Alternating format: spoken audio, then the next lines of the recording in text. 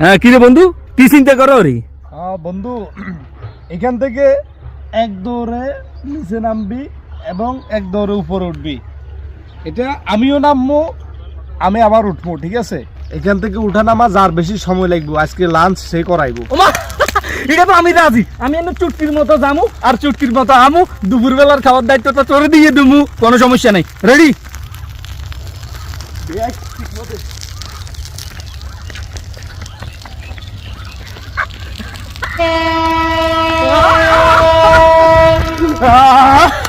আমি তো 6 সেকেন্ডের মধ্যে গেলাম আর আইলাম, এখন তোর পালা।